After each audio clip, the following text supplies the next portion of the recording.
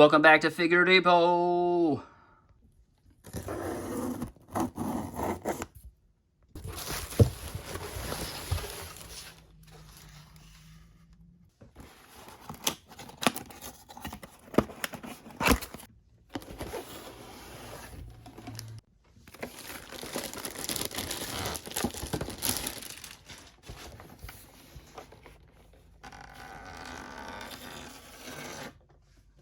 Wow. Wow, this thing is so shiny. Lots of cool chrome on the packaging. The figures, of course, as we all know by now and have talked to death, are not chrome, and they're supposed to have like a metallic finish to them. And we'll get them out of the package and see if that's the case. It looks like he does have a bit of shimmer to him. And I think in hand it comes across a lot more than it does on camera from some of the other reviews I've seen. I think it's just been a couple days since people have finally started getting these, so we'll kind of see what the consensus is from everybody once a lot of people start getting them in hand. But just looking at him right now in person, looks so much shinier, looks a lot better than it comes across on film. And yeah, as I forgot to mention, because I was just so blown away, this is Super7, and this is Steelwill from their SILVERHAWKS line. And the style of these is supposed to be animated more than it resembles the toys that came out in the 80s. And we'll get a look at him next to one of those back metal Steelwill figures, the first release of those, here in a second after we get him out and kind of see what's inside. Feel free to pause and read the bio on the back at your leisure. And let's get this guy open and see what's going on with him.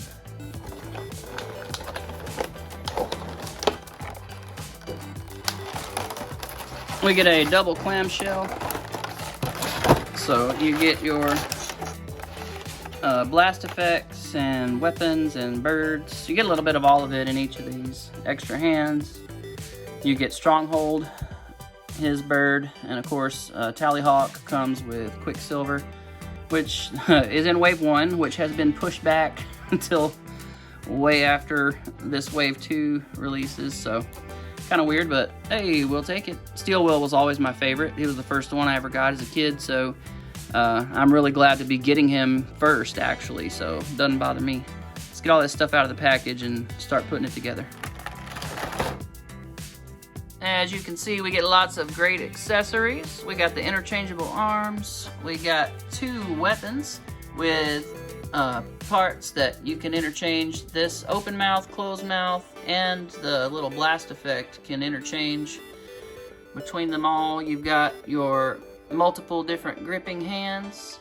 You also have some open hands which are on the figure currently. I'll show you those in a second. We get his kind of smiling face there, looks really good. We've got his football helmet, which I always thought looked goofy, but I was a football player, so I kind of liked it, but I also thought it looked goofy, so I don't know, undecided.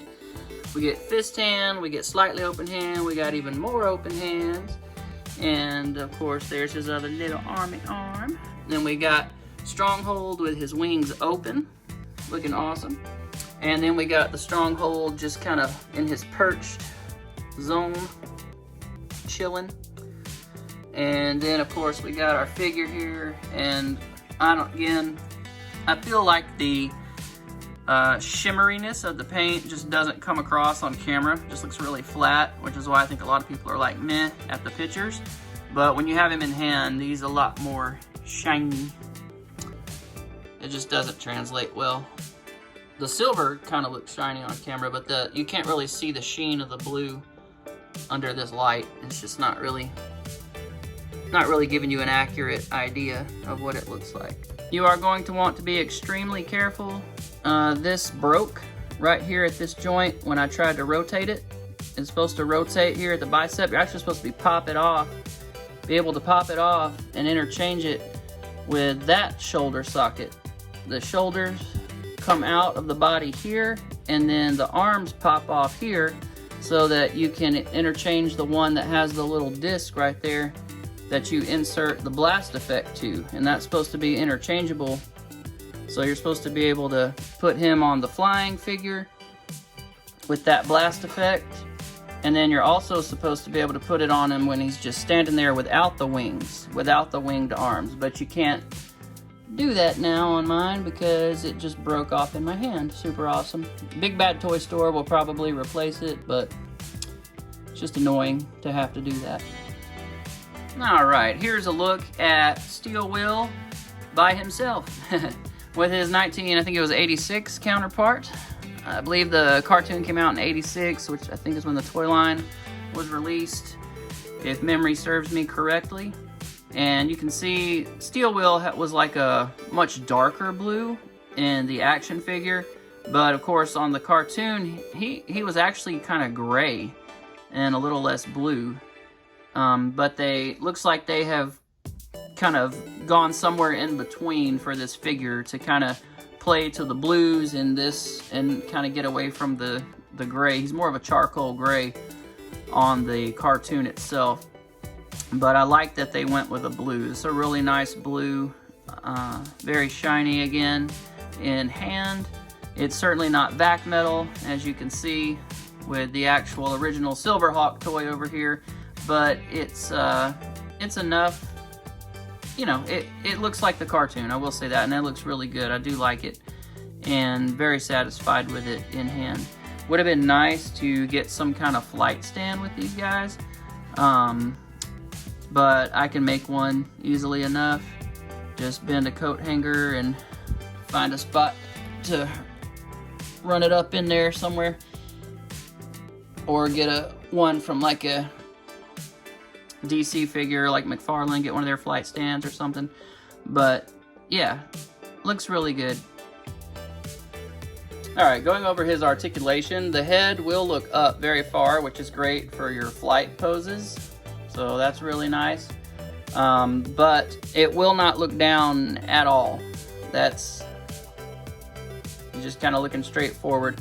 And the torso does not bend forward hardly at all, and it's actually just kind of wobbly on there. It's very narrow left to right.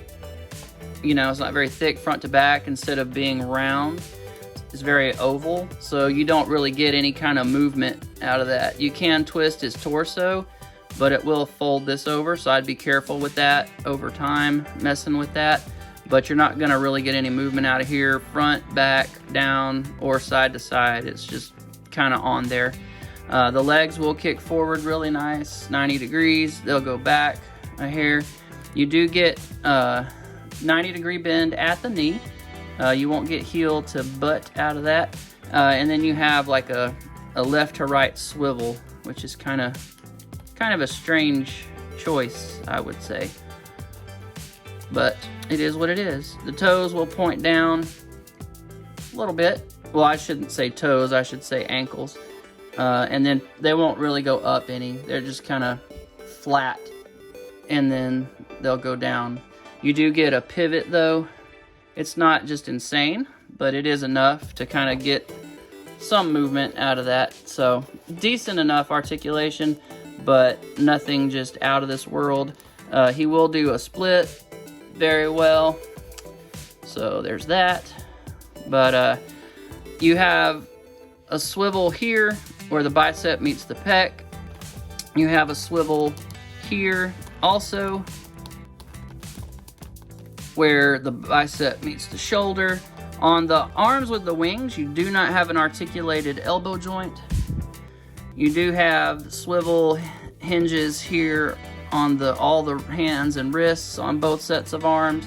But then when we get to the other arms here, you do have a little swivel mechanism right here, and then it actually swivels left to right, and then of course you get your bicep swivel here, and then you get, you know, your hinge to go up and down. So good range out of that. And then of course you got the same swivels and hinges with all the hands that poured into the wrists.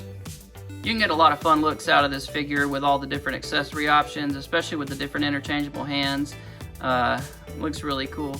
And you've got his kind of little happy-go-lucky face, so you can have him interacting with Stronghold.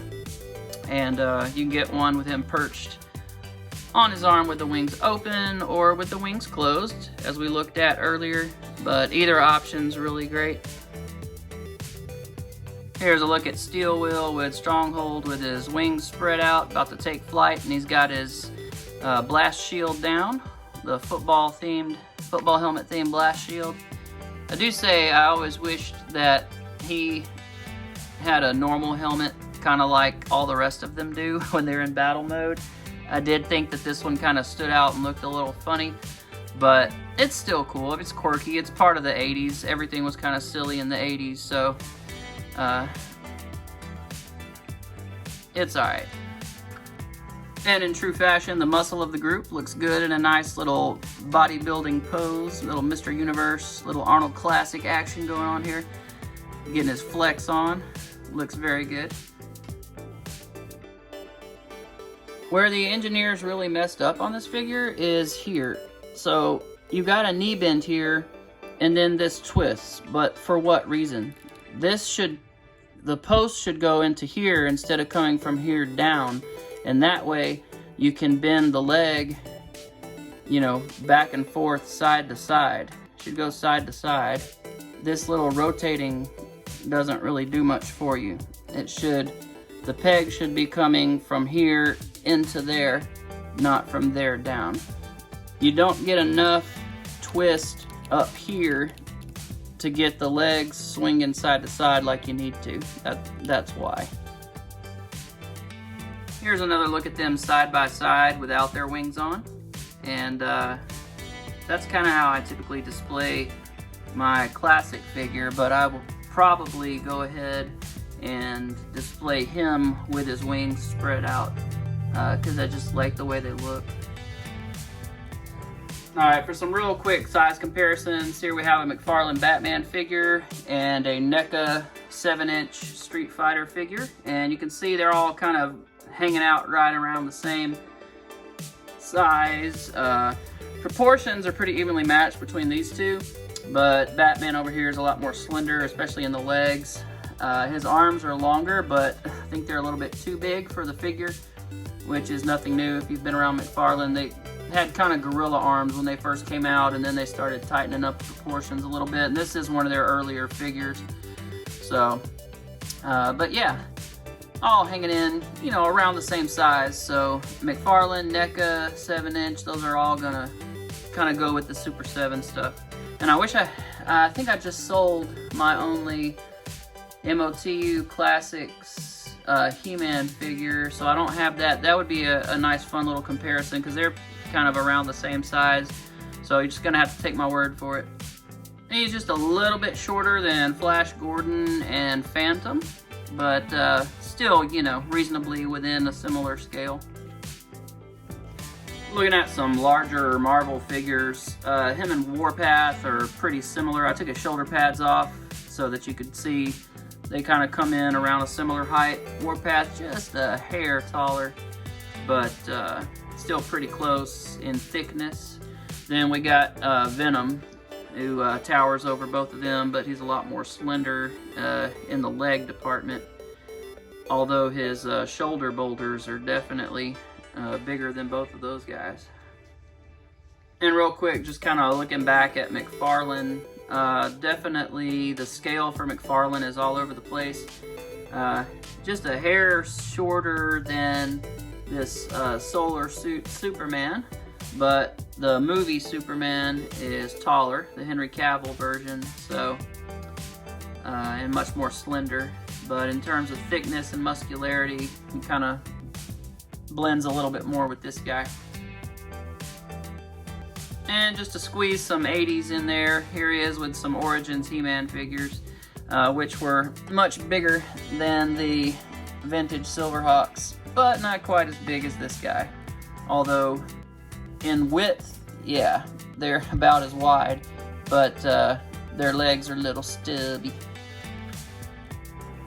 Alright, so it looks like the McFarlane stand's actually a decent stand-in. It doesn't look too bad. I'm going to end up fabricating my own, but it's going to work out fine for now. He looks really good. It's a great blend between the animated series in its style and color palette, as well as the figure, the original figure line. So a nice blend between the two. I will say one thing to watch out for is paint chipping.